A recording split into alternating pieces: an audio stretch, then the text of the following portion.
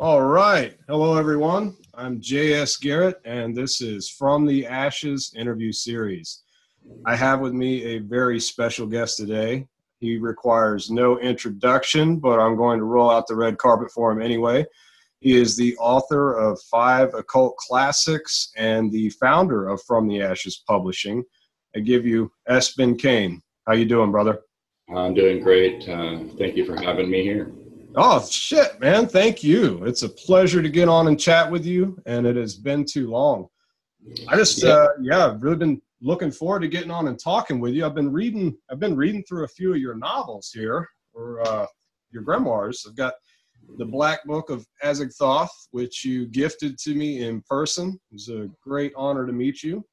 And I've been reading that, and just, holy shit, man. You've taken this and turned it into a system that is not only understandable, but very practical and applicable as well. It's one of the most complete grimoires I've ever studied, and I think that even a novice could pick that up and get results with it. So, congratulations on bringing that to the world. That is some really good stuff. And then you have your newest book, Thamael, The Dark Divided Ones. I'm about halfway through reading that right now, and it is just as impressive. You've got a couple of rights in there that I'm definitely going to have some questions for you about. And you've got my personal favorite, the Book of Smokeless Fire, which was recently deemed the most evil book ever written. Well, I can tell you that is, it's definitely probably one of the deadliest books ever written. That's going in my toolbox for World War III. And until then, I will be regarding that with a lot of respect and caution. But that's another very complete system that I think just about anybody could pick up, and if they followed the step-by-step instructions, they would get mind-blowing results with that as well. Yeah, it has been reported to definitely get results. Yeah, I've read the reviews online. I know several magicians that have practiced from that book personally, and they've described it as terrifying and effective. So, right.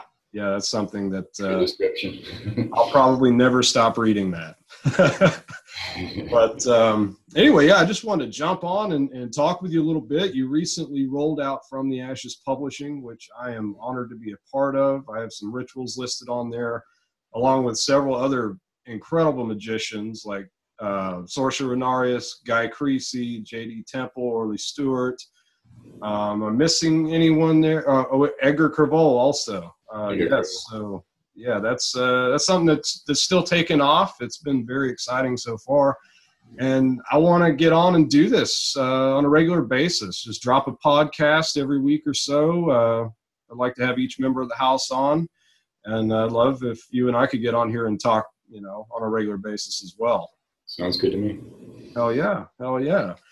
Well, some of the things that I wanted to touch on today, one of the very first books that you ever recommended that I read when I first started working with you was, it was written by Carlo. It was The Teachings of Don Juan, A Yaqui Way of Knowledge by Carlos Castaneda.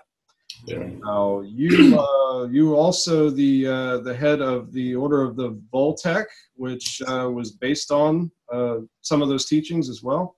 Right. Head of the inner order, so it's a little bit of a difference. Not the entire order, but head of the inner workings at one time. So yeah. Okay. All right. Very cool. Well, reading that book was very fascinating to me because it really touched on a lot of shamanic practices. I mean, that's what the entire book was about, was Mexican shamanism. And there were some things in there to do with utilizing and working with wild animals and their magical practice. There was a very specific ritual where the initiate had to go out into the desert and find 2 lizards and then mix a concoction and actually, with using the lizard, apply that concoction to his temples in order to induce an altered state. Right. And I've had some pretty crazy experiences myself working with wild animals that I would just randomly encounter. And so, I want to talk about that a little bit. I mean, what do you think the deal with animals is when it comes to magic? It seems that spirits are able to quite easily possess wild animals in order to interact with us physically. I mean, do you think that's what's going on?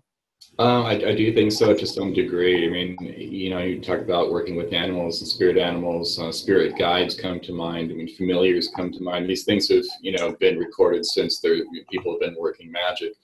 I believe that, you know, like minerals, rocks, you know, different trees, different elements. Everything has its own kind of spirit, its own kind of voice, its own kind of energy. And so when you're talking about spirits or excuse me, talking about different animals, they too have their own kind of spirit or voice to them.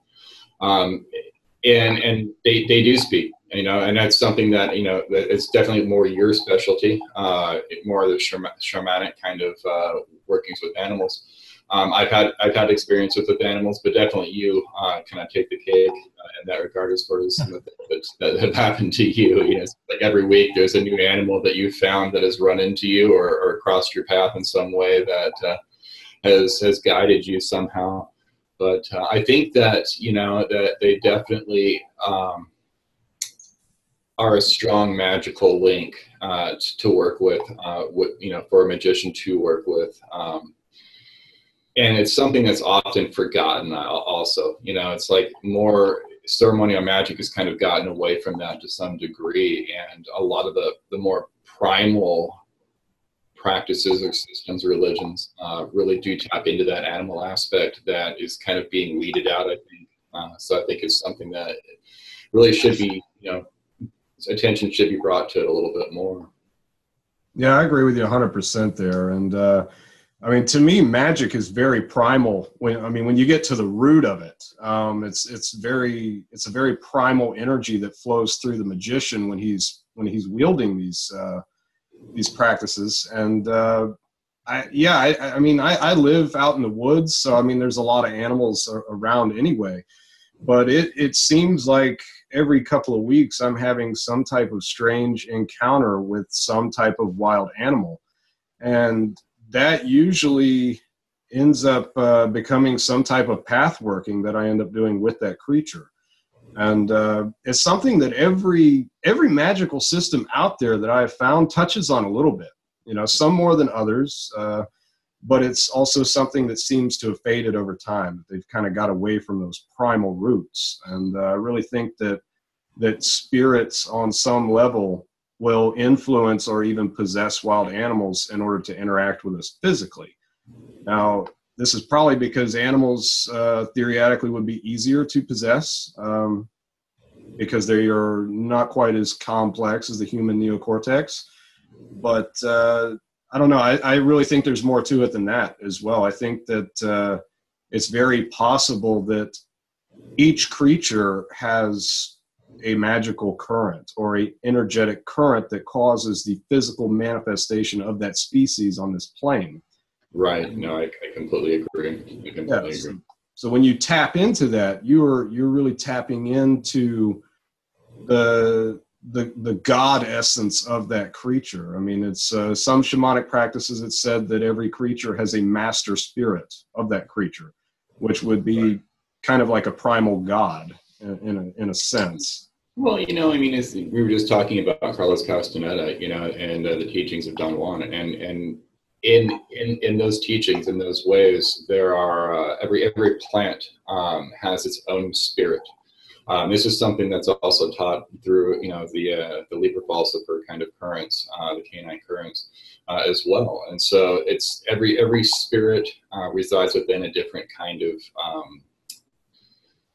tree or bush or different kinds of elements like this. So when you're talking about that, it makes sense that every kind of, you know, spirit or every kind of animal also has a magical current that you're tapping into and utilizing specifically. Yeah, absolutely. And I remember reading somewhere that I mean, for instance, like every plant in the jungle just about has some type of use, you know, whether is to be poisonous or medicinal or magical in a sense. And, you know, part of me's got to wonder, like, how the hell did they ever figure all this out? I mean, you think of humans back in their caveman stage, you know, just experimenting by eating different plants or mixing. I mean, how did they ever come up with the formula to ayahuasca? You know, Right. that's combining like 3 different plants and boiling it down. And Right. yeah, so I mean, it's said that the ancient shamans used to pick up these plants and hold them in their hand and somehow tap into that current in order to divine what its usage was for. They would say that the plants would speak to them. Yeah. Right. And Yes. really commune with them on that kind of spiritual deeper level where they were able to know and have that kind of connection with them. Which indicates a consciousness behind that. Exactly. Yeah. You know, and to see that again, Don Juan, it's the teachings as well, is that there's a consciousness, there's an ally that, you know, and this kind of goes along with this as well. You know, we have spirit guides, but there's a consciousness that, you know, you connect with or don't, and there's different spirit animals or different plants that you actually can connect with.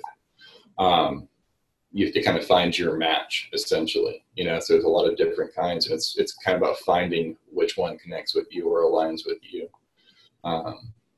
to kind of take you further. So yeah, I think that, you know, there's definitely a consciousness that's involved with this, within spirits, or I'm sorry, within animals as well as plants as well. You know, and that's kind of interesting because when you look at like drug addicts in a way, when someone's addicted to putting a certain drug into their body, a certain plant into their body, every single time they're communing with this actually on a deeper level than a lot of people normally would. Same thing with, you know, like the mushrooms or ayahuasca or these kinds of things. You know, you're actually ingesting this consciousness within you. It's actually flowing through your veins, and so there's definitely a deeper communion there than just, you know, I guess, you know, eating it as well would works, but you know, it's having that kind of connection to these kind of spirits that I think that the shaman really have had in the past, and had that really communication open up with them. Yeah, absolutely. And, you know, I think this is something that's become so overlooked that it is just, it's mind blowing how far we've gotten away from those primal roots. I mean, modern grimoires, you know, they're full of great stuff, you know, they're full of great rituals, but you don't really see a whole lot of plant usage or animal fetish links or spirits called upon anymore.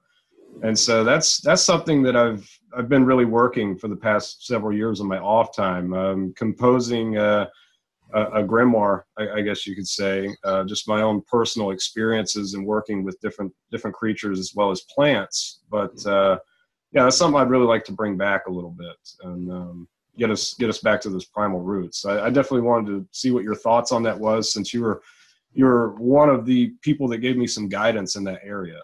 So yeah. You know, it's the trend of grimoires is interesting right now. You know, we're seeing what's not so much the grimoires themselves, it's that they're following the trend right now of politically correct. Everything has to be so politically correct. Everything has to be so perfect to please everybody, to make sure that you don't offend everybody. All religions, all faiths, all, you know, political backgrounds, all kinds of, you know. So it's difficult now that we're watching some of these harder core methods or systems kind of be diluted over time. And so some of the stuff that you're doing, working with these spirits, you know, working with blood sacrifice, things like this, is really getting back down to these roots, and getting this kind of result that you're getting. You know, I think, you know, the results that you get from your rituals are astounding. And everybody has their own way, you know, but I think that you're really tapping into a primal source, you know. And I think that we, you know, use that word primal a lot, but it's really a really good description of this kind of working, you know. And, you know, and that's the thing, is like these earlier magicians, they did get the results because they did tap into these different kinds of energies. You know, we can't forget that, you know. So Yeah. it's definitely something that I think needs to be brought back in. I'm glad that you're writing this book. I think it's really going to be eye-opening and really, really useful.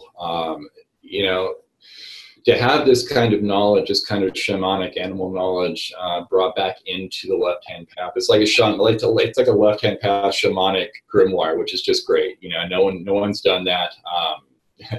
I think that it's really going to help, like I said, you know, bring these kind of currents back into current times, back into modern times, in a way that is useful, in a way that's beneficial, in a way that people can actually use. So showing this kind of older technology, you know, kind of being re-brought back into the future, re-brought into current times, is definitely something that is needed. So I think yeah, man. Awesome.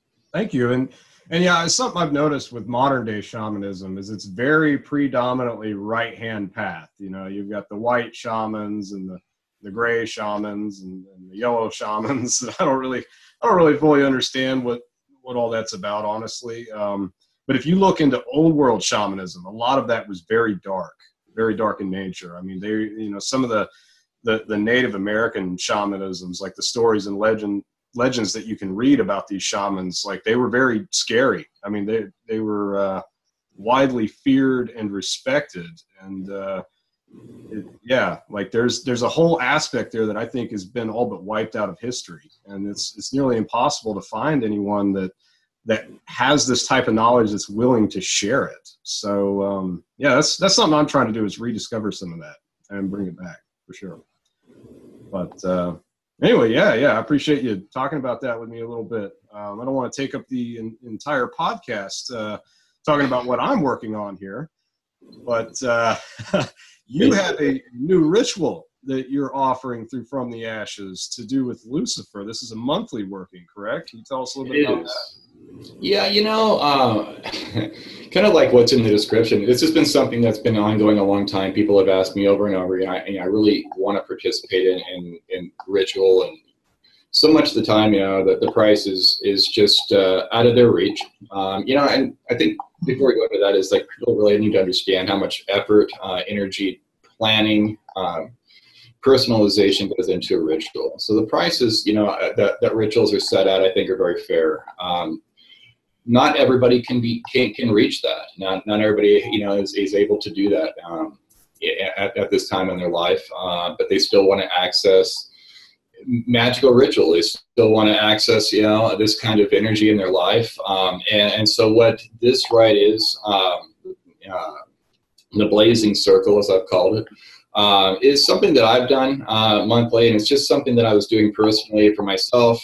It wasn't really even meant to be something that was public, but I thought, you know, this is great. I do this every month. This is something that's benefiting me, and I think that other people can benefit from this as well. And so I've kind of opened up the gates to my personal practice, just on a monthly level, where everybody is able to join in. You know, $19.97, you can't go wrong. Usually normal, you know, rituals are $500. Yeah. This is a way for everybody to throw their name into the pot and have Lucifer bless them on their spiritual ascent that next month. And I think it was just a real powerful rite that I was happy to share with people. So yeah, that sounds awesome. So you're going to be doing this once a month. Yeah.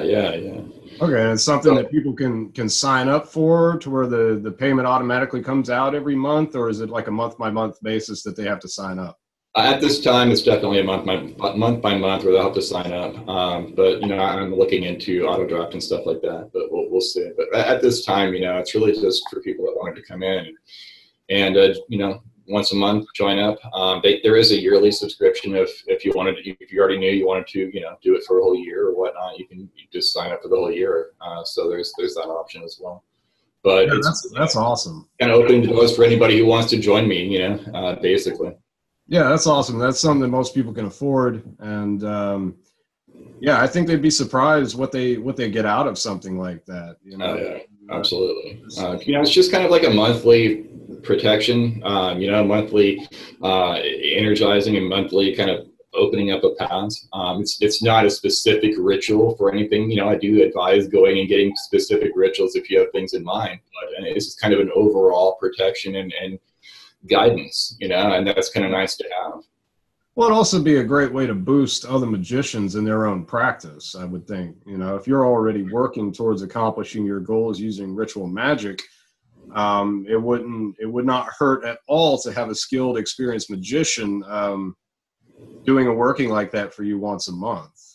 It doesn't hurt. I would think that would really be the difference between success and failure for a lot of people. And yeah, so that's great. I really commend you for doing that. And yeah, I'm sure I will be participating in that as well. So well, yeah, thanks for offering that. Of course, yeah. Again, it's just something that the public could freely access without having to really plan financially, too much. So. Awesome. Well, the other thing that I wanted to talk to you about is something that I've been contemplating off and on, really, probably since the beginning, since I really started practicing hardcore. I really feel that a lot, I'm not saying all, because there's all different types of spirits, including astral egregores that we've created ourselves.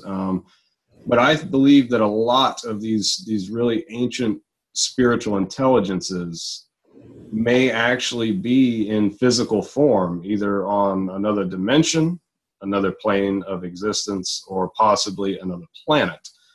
So it would only make sense that if we humans can astral project at will, some of us, I'm not one of them personally, but there are several magicians that I know that are able to do this quite easily after a lot of practice. So if we're able to project ourselves, then wouldn't you think that a more intelligent, older species of creature would be able to do this from other worlds in order to interact with us in spirit form? I think they exist physically as well. What do you think about that? I would have to agree with you 100%. And like you said, not all of them, surely, but quite a few. And here you're kind of touching on a lot of stuff Lovecraft had actually talked about with interdimensional beings, magic being not magic, if you will, but a technology, an alien technology, if you will, to break down different barriers, to open up portals to these other dimensions. Yeah. And some of the old ones themselves, now it's under controversy, and a lot of people don't necessarily believe that, this kind of system, but if those do hear the call, they know what I'm talking about. It's said that the old ones actually have a physical form as well as a spiritual form. And so, there's that, but it's also, I'm talking about looking at the Djinn as well. And, the origin of the Djinn being actually another race upon the earth that's not spirit. They were not just classified as spirits. There were the angels, there were the Djinn, and there were men. They were made of course, smokeless fire. They were forged of smokeless fire. And so it talks about them actually having their own free will, being their own race of people, essentially. There's good ones, there's bad ones. They have, essentially, their society is set up supposedly very much like ours. And so there's this kind of layering we have. We have our dimension, and there's another dimension that's kind of right on top of ours that we cannot see, and yet they are able to communicate with us. They are able to see us and interact in our world a lot more easily than we can in theirs. And so it's definitely interesting. A lot of people have said, even with aliens, as we call aliens, what is alien? Pretty much everything is alien. But our classic idea of aliens being the Greys, it's said that, even doing rituals can open doors and bring them as well. And I actually do believe this. It's, again, stepping away from the Harry Potter idea of magic and really looking at it as a technology. That it makes perfect sense as far as a vehicle to be able to communicate with them as well. And I think Crowley did a lot of that stuff with Lamb. Yeah. So. Yeah, that's the first thing that comes to mind, really, when we start talking about this. When you brought up the Greys, is Crowley's accounts of encountering an entity known as Lamb, who looks like a gray alien, according to the drawing that he did of this entity. So, and there was a lot of stuff that he didn't tell about those experiences. Like, I mean, there's not a whole lot of detail there as far as what actually transpired between him and this entity. And I'm guessing he was either sworn to secrecy or it was so terrifying that he didn't share it with the world. I'm not sure which. But yeah, it was some chapters missing from his book, so, you know, where he talked about Lamb, and so it was some lost information about that particular entity. We can only kind of guess, you know, as far as what happened or what transpired there. So, you know, there are actually offshoot OTO groups that exclusively work with Lamb. In that kind of current. I've kind of explored some of that stuff. Edgar Kergel and I were actually at one point going to be writing a book called The Lamb Project. And so I had kind of done some pretty in-depth meditations / magical work in evoking Lamb, actually. And I have to tell you that the impressions, the feelings that I got were, I have to say, quite sinister. And I had left the door open. I wasn't really expecting a positive experience, a negative experience. I had kind of suspended, you know, my expectation. But what came through was really quite sinister. Yeah, it's interesting when you're working with entities, any kind of system, any kind of, you know, work. You generally have kind of an expectation of what you're going to expect, and that can definitely throw you off when you open that door, and what comes through is it has a totally different feeling than what you were expecting. And that's kind of what happened with Lamb. So sounds intense. Yeah, it really was. And to each their own, I suppose. But yeah, I definitely believe that the technology of working with angles and the different the static energy within angles definitely helps unlock some of those interdimensional portals. Yeah, and a lot of the like geometric shapes and figures that we see in a lot of old grimoires, I mean, they look alien. They look like, you know, some of the things you see in crop circles and things like that. So yeah, I really think that's probably the case here. All right, you're froze. Did we lose connection? All right, yeah, we froze there for a second, but yeah, that's electronics for you. Anyway, yeah, I think that's very possible that many of the entities that we interact with are in physical form on some plane, dimension, or planet, which is very interesting as to why they would want to interact with us humans. I think it's quite a big mystery, and you know, there's all kinds of shit going on. I mean, any day you look on the internet, there's a new UFO sighting or new Bigfoot sighting, something like that. And there's often like UFO sightings surrounding Bigfoot sightings. So I mean, you really got to wonder. You really got to wonder, you know. I mean, we don't know shit. There's all kinds of It's a very strange world that we live in, and we're very sheltered in a lot of ways. We're not privy to that information. So kind of losing your mic there a little bit. I am, huh? Let's see. How about I unplug it? Better? No. Yeah. You know, I think these aliens are fucking with us. They don't. I think it was better with the mic, to be honest with you. Yeah, they don't like that we're talking about them, so they're gonna fuck with my microphone. That's what's going on. Okay. It was probably Bigfoot. You know, I heard he doesn't like talked about. So yeah. Okay. How about now? There you go. All right, cool. Yeah, so we will change the subject, so we will stop getting interference. Yeah. But getting a little bit too close to the truth there. Yeah. But anyway, one of the things that we were discussing not too long ago was doing live ritual demonstrations online, where one or more magicians from the Ashes Publishing would set a date and time that people could sign up for a very affordable price, say like $19.95, where we would do a live ritual working that they could all participate in. So is that something that we're thinking about doing in the near future? Because I think people would really like that. There's a lot in the works right now. So yes, absolutely. One of the things that has been thrown around is that idea, as well as a few others. You know, we're always looking for advancement, always looking to expand, always looking to do new things and keep things fresh, new content, new things going on. So always want people involved. help keep things going, you know. So a lot of new ideas. So yeah, absolutely. You know, there is a monthly ritual that's going on. I believe this month we got JD Temple that is working on some healing rituals. So you know, there's definitely some stuff that's going on that you want to check out. It's on www.fromtheashespublishing.com. If you're just cruising around the site, there'll be a newsletter or information there. You can type your email in, and you'll be signed up for the newsletter. It always comes out each week. In fact, the newsletter this Sunday already just went out just here a little bit ago. So every Sunday, we've got new content coming out, keeping updates, keeping everybody updated with everything going on. So sounds awesome. Well, yeah, I will be thrilled to be a part of that for sure.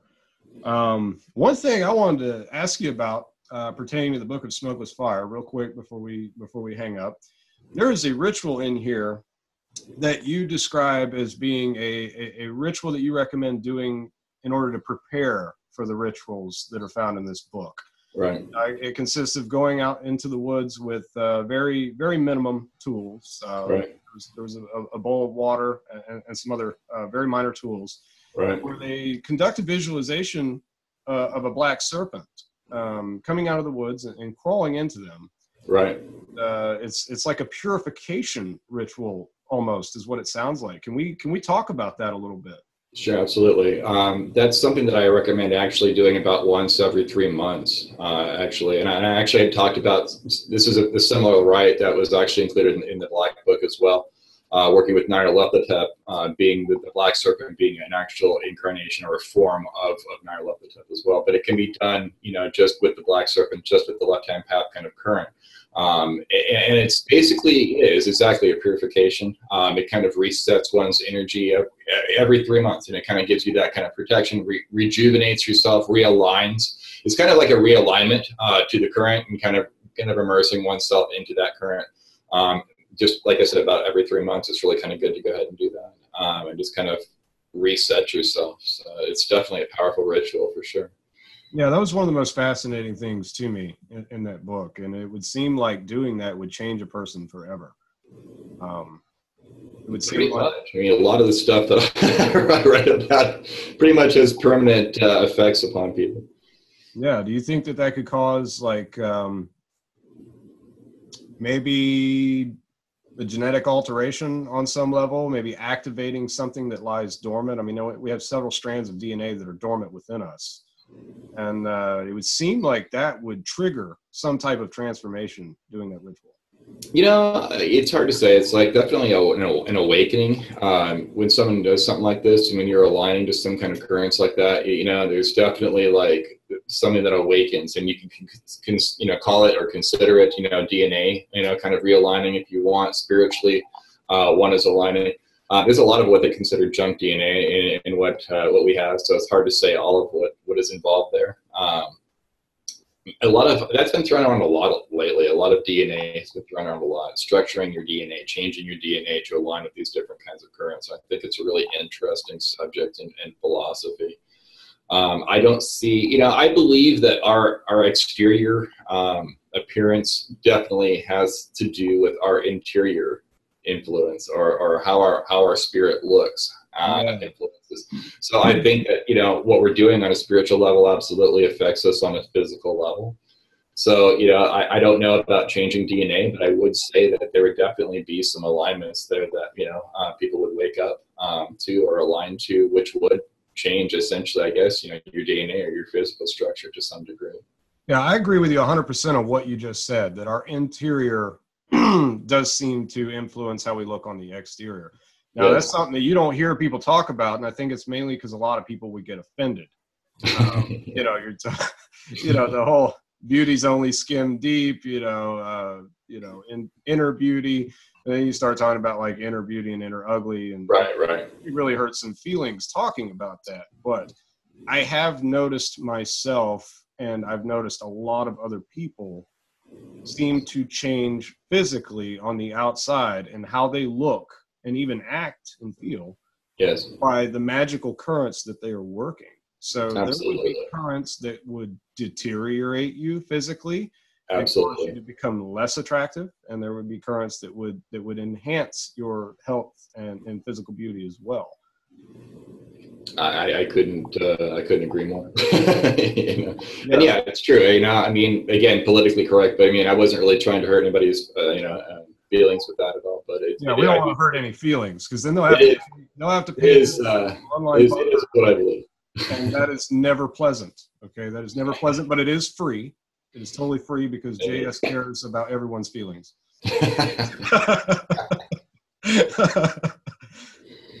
No, I do believe that. You know, I do believe that. You know, energy. It's all about like intent and how things interact with other things. You know, everything's connected, and so you know, obviously, you know how we are inside our core being, which I don't believe our physical, our flesh is. You know, so I believe that definitely influences how we are, how we look. Yeah, and you're right. You know, working different currents. Yeah, I mean, you know, you talk about some of the like you know, Cthulhu currents and you know current 23s and stuff like that. You know, you go into insanity in a lot of ways. They're just pure chaos, and it definitely has an effect on people. So, you know, yeah, what one immerses themselves into definitely has an effect. But I believe, you know, besides that, there's just a core essence that people have that definitely influences their outward appearance. So. yeah. So I think if someone wanted to change their physical appearance, they could do that through working with specific entities for that purpose, undergoing possession and things like that. Like, like for instance, with my rite of deification, I've had several clients book me for that ritual for the purpose of weight loss. Okay, and they are getting results, and that's something that starts on an energetic level. I mean, I'm not doing anything to them physically. I'm doing a ritual for them to empower them energetically and empower their spirit. And I've found that whenever I have their spirit present, I'm able to direct that energy. I'm essentially cutting out all the middlemen and petitioning their spirit directly to use the energy from that sacrifice for a specific purpose. Right. Losing weight. And I've got some clients that have lost a drastic amount of weight in just a few months from doing that. So I would think if someone wanted to look more feminine or more masculine, they could undergo possession with a feminine or masculine deity. Like if they were to undergo possession with say Belial, they would become more masculine, because Belial is very, very masculine. Right. And if they were to undergo possession with Astarte, then they could become more feminine. And I've noticed with women who undergo possession with her, their skin usually looks better. Their breasts will look fuller. They kind of glow, right? Yeah, they really freaking glow around them. And even mundane people will comment that they look like they're glowing. Like I've heard that multiple times. So yeah, I mean, I really think that we're a lot more fluid than anything. Our energy is not necessarily solid. If this is indeed a holographic universe, then we should be able to change our physical appearance through the works that we do. I believe that, and again, that's all energy work. And everything's energy. You know, it's all about intent, essentially, when it comes down to. Yeah, anything's possible. I believe that a lot is possible. Much more than what we would limit ourselves to. Absolutely. This is the avenue to do that. I mean, that's why we're here. That's why we're doing this, right? I mean, we're pushing the boundaries of science, pushing the boundaries of what is possible and what is not. I mean, we're out here. We're the explorers. We're the guys doing this, seeing, hey, what reality are we in? How can we bend this reality to fit our, our desires, to fit, we want to look a certain way or be a certain way or have a certain kind of life or this is the idea behind magic that everybody's after, is to be able to manipulate the reality around us to do this, so exactly. And if we only do what other people have done, then we never discover anything new. No. Which is why, at a certain point you have to throw all the books out the window and start cutting your own path and making your own discoveries, doing your own experiments. I mean, I definitely recommend reading certain books because it's important to build a foundation of knowledge in what the hell you're doing and dealing with. but once you reach a certain point in your magical education, you have to throw out everything that other people have done and cut your own path. Well, that's the thing that's interesting. It's like learning all these different books, reading all these different books, building a foundation of magical understanding. That's important. But once you understand the building blocks of what make magic work, all the different variables, then you're able to take these things and you're like a building set of Legos, if you will. You're able to not only follow a blueprint or the instructions to build a house or a car or whatever it is that the set is supposed to build. You can take these building blocks and create whatever it is that you want. Once you have the idea of what building blocks, what makes this all work together, you can put it together in ways that are new, that still work. You have to understand the rules or the base rules in order to be able to do that. And I think that's right now, I think what's really crippling a lot of people in magic. And there's actually a book I'm getting back to writing right now that's hopefully gonna help that. But it's really getting into the quantum physics, or really getting into the base science of reality, consciousness, intent, magic, all of it, really getting behind the scenes of it all, to where you can take these building blocks and really go forth. So that's exciting. Yeah, it's like they say. I was told, in school in a poetry class, it's like once you learn all the rules to poetry, you can throw all the rules out. There are really no rules, but you have to understand the base rules to understand that there are no rules. So makes total sense. With it all. Well, hell yeah. Well, yeah, I'll be looking forward to seeing that book drop as well. Well, I think that's a good note to end it on, man. It's been a blast just sitting here shooting the shit with you. I look forward to doing this a lot more in the future. Absolutely. Something that we will be doing for sure. Absolutely. We are just getting started here at From the Ashes Publishing. You're going to see a lot more great content coming from all of us in the very near future. So stay tuned and hit that like button, and we'll look forward to next time.